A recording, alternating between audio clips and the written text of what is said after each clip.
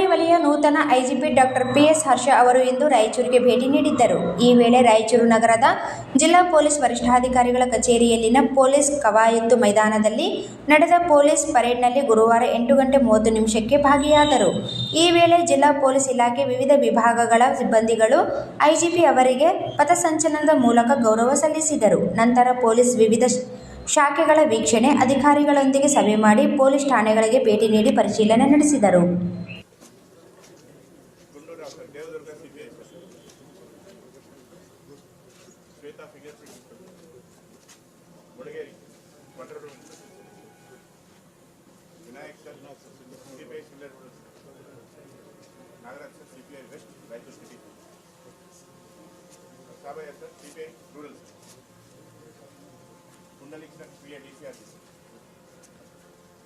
మనకి సరిగ్గా sir CI number sir CSI rural sir పడగను సార్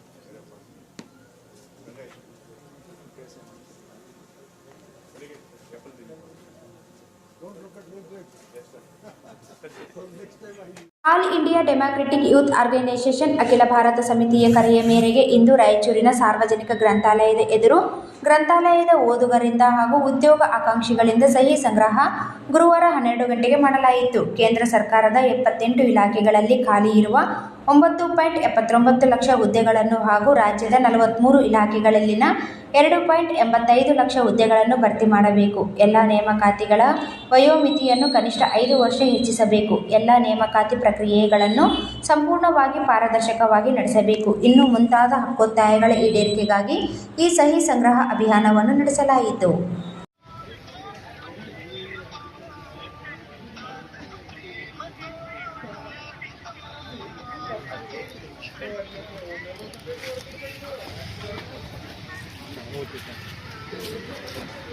ಜಿಲ್ಲೆಯಲ್ಲಿ ಕಾನೂನು ಸುವ್ಯವಸ್ಥೆ ಸಂಪೂರ್ಣವಾಗಿ ಹದಗೆಟ್ಟಿದ್ದು, ಹಾಲಿ ಶಾಸಕರ ಮೇಲೆಯೇ ಜೀವ ಬೆದರಿಕೆ ಹಾಕುವ ಮಟ್ಟಿಗೆ ಪರಿಸ್ಥಿತಿ ತಲುಪಿದೆ ಎಂದು ಜೆಡಿಎಸ್ ಜಿಲ್ಲಾಧ್ಯಕ್ಷರಾದ ಎಂ ವಿರೂಪಾಕ್ಷಿ ಗುರುವಾರ 10:30 ಅಸಮಾಧಾನ ಹೊರಹಾಕಿದ್ದಾರೆ. ಪತ್ರಿಕಾಗೋಷ್ಠಿಯಲ್ಲಿ ಮಾತನಾಡುತ್ತಾ, ದೇವದುರ್ಗ ವಿಧಾನಸಭಾ ಕ್ಷೇತ್ರದ ಶಾಸಕರಾದ ಜಿ. ಕರೇಮ ನಾಯಕ್ ಅವರಿಗೆ ಶ್ರೀನಿವಾಸ್ ನಾಯಕ್ ಹಾಗೂ ಅವರ ಸಹಕರು ಜೀವ ಬೆದರಿಕೆ ಹಾಕಿರುವ ಕುರಿತು ದೂರು ದಾಖಲಾಗಿದ್ದರೂ ಅವರ ವಿರುದ್ಧ ಪೊಲೀಸ್ ಇಲಾಖೆ ಯಾವುದೇ ಸೂಕ್ತ ಕ್ರಮ ಕೈಗೊಂಡಿಲ್ಲ ಎಂದು ಆರೋಪಿಸಿದರು. ದೂರು ದಾಖಲಾಗಿರುವ ವ್ಯಕ್ತಿಯೇ ನಿನ್ನೆ ಐಬಿಯಲ್ಲಿ ಪತ್ರಿಕಾಗೋಷ್ಠಿ ನಡೆಸಿರುವುದು ಪೊಲೀಸ್ ವ್ಯವಸ್ಥೆಯ ವೈಫಲ್ಯಕ್ಕೆ ಸಾಕ್ಷಿಯಾಗಿದೆ ಎಂದು ಪ್ರಶ್ನಿಸಿದರು.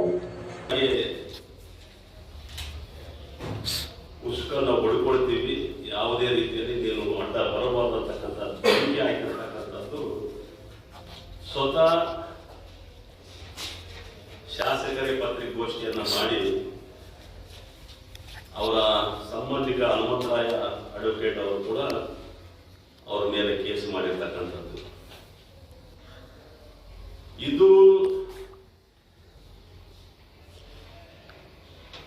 ಘಟನೆ ನೋಡಿದ್ರೆ ಇಲ್ಲಿ ಕಂಪ್ಲೀಟ್ ಆಗಿ ಪೊಲೀಸ್ ಯಂತ್ರಾಂಗ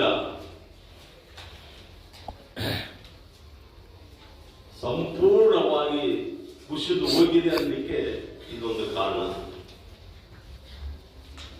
ಏನು ಡಾಕ್ಟರ್ ಬಿಆರ್ ಅಂಬೇಡ್ಕರ್ ಅಭಿವೃದ್ಧಿ ನಿಗಮ, ಕರ್ನಾಟಕ ಆದಿಜಾಂಬವ ಅಭಿವೃದ್ಧಿ ನಿಗಮ, ತಾಂಡಾ ಅಭಿವೃದ್ಧಿ ನಿಗಮ ಹಾಗೂ ಅಲೆಮಾರಿ ಅಭಿವೃದ್ಧಿ ನಿಗಮಗಳ ಅಡಿಯಲ್ಲಿ ಜಾರಿಯಾಗಬೇಕಾದ ಭೂ ಒಡೆತನ ಯೋಜನೆ ಕಳೆದ 6-7 ವರ್ಷಗಳಿಂದ ಸಂಪೂರ್ಣವಾಗಿ ಸ್ಥಗಿತಗೊಂಡಿದ್ದು, ಜಿಲ್ಲಾಡಳಿತದ ನಿರ್ಲಕ್ಷ್ಯತನವನ್ನು ಎಂಆರ್ಎಚ್ಎಸ್ ಜಿಲ್ಲಾಧ್ಯಕ್ಷರಾದ ಹನುಮಂತಪ್ಪ ಮನ್ನಾಪುರ್ ಖಂಡಿಸಿದರು. ಪತ್ರಿಕಾಗೋಷ್ಠಿಯಲ್ಲಿ ಮಾತನಾಡುತ್ತಾ, ಜಿಲ್ಲೆಯ ಭೂರಹಿತ ಫಲಾನುಭವಿಗಳು ಹಲವು ವರ್ಷಗಳ ಹಿಂದೆಯೇ ನಿಗಮಗಳಿಗೆ ಅರ್ಜಿ ಸಲ್ಲಿಸಿದ್ದರೂ ಸಹ ಇದುವರೆಗೆ ಜಿಲ್ಲಾಧಿಕಾರಿಗಳು ಹಾಗೂ ಸಂಬಂಧಪಟ್ಟ ಜಿಲ್ಲಾ ವ್ಯವಸ್ಥಾಪಕರು ಭೂ ಒಡೆತನ ಯೋಜನೆಗೆ ಸಂಬಂಧಿಸಿದಂತೆ ಸಭೆ ನಡೆಸದೆ ನಿರ್ಲಕ್ಷ್ಯ ತೋರಿದ್ದಾರೆ ಎಂದು ಆರೋಪಿಸಿದರು.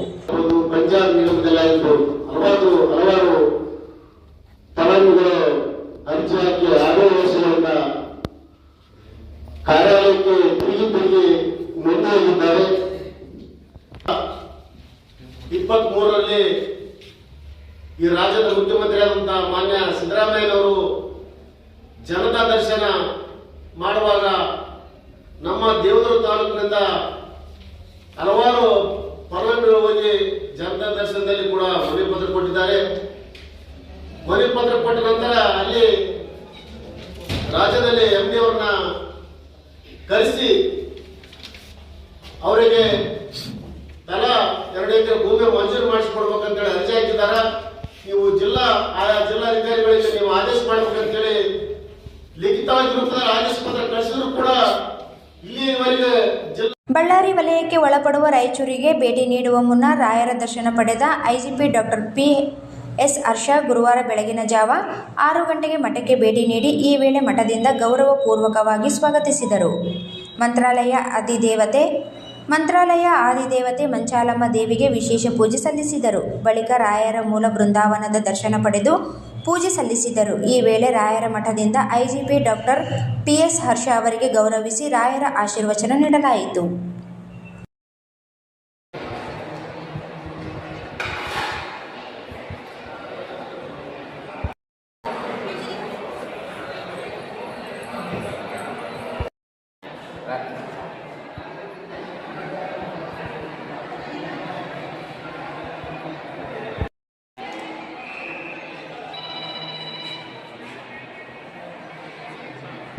ಕಾನೂನು ಸುವ್ಯವಸ್ಥೆ ಕಾಯ್ದುಕೊಳ್ಳುವ ಕರ್ತವ್ಯದಲ್ಲಿ ನಿರತ ಪೊಲೀಸ್ ಸಿಬ್ಬಂದಿಗಳ ಮೇಲೆ ಯಾರೇ ಹಲ್ಲೆ ಮಾಡಿದರೂ ಅವರನ್ನು ಯಾವುದೇ ಕಾರಣಕ್ಕೂ ಸುಮ್ಮನೆ ಬಿಡುವುದಿಲ್ಲ. ಅಂತಹವರ ವಿರುದ್ಧ ಕಠಿಣ ಕಾನೂನು ಕ್ರಮ ಕೈಗೊಳ್ಳಲಾಗುವುದು ಎಂದು ಬಳ್ಳಾರಿ ವಲಯದ ಪೊಲೀಸ್ ಮಹಾನಿರೀಕ್ಷಕರಾದ ಡಾಕ್ಟರ್ PS ಹರ್ಷ ಅವರು ಗುರುವಾರ 9 ಗಂಟೆಗೆ ರಾಯಚೂರು ಜಿಲ್ಲಾ ಪೊಲೀಸ್ ಕಚೇರಿಯಲ್ಲಿ ಪತ್ರಿಕಾಗೋಷ್ಠಿಯಲ್ಲಿ ಅವರು ತಿಳಿಸಿದರು.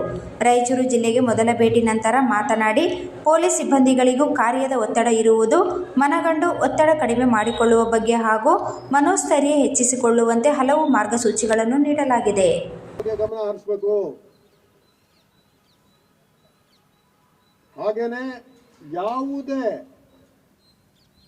ಸ್ವತ್ತಿನ ಕಳವಾಗ್ಲಿ ಇನ್ನೊಂದು ತರದ ಕ್ರೈಮ್ ಆಗಲಿ ಆದ ಕೂಡಲೇ ನಾನು ಈಗ ತಾನೇ ಹೇಳಿದ್ದ ಎಲ್ಲ ಪ್ರೊಸೀಜರ್ಸು ಮಾಡಿ ತಾಂತ್ರಿಕ ವಿಶ್ಲೇಷಣೆಗೆ ಬಹಳ ಒತ್ತು ಕೊಡಬೇಕು. ಇಂದಿನ ದಿನ ಯಾವುದೇ ಮನುಷ್ಯ ಊಟ ನೀರಿಲ್ದಲೇ ಇರ್ತಾನೇನೋ, ಬಟ್ ಇಂಟರ್ನೆಟ್ ಫೋನು ಇಲ್ದಲೇ ಇರಲ್ಲ. ಹಾಗಾಗಿ ಈ ಅಪರಾಧಿನ ನಾವು ಟ್ರ್ಯಾಕ್ ಮಾಡೋದು ಮುಂಚೆ ಅಷ್ಟು ಕಷ್ಟ ಇಲ್ಲ. ಈಗ ನಮಗೆ ತಾಂತ್ರಿಕ ಜ್ಞಾನ ಇರಬೇಕು, ನಮಗೆ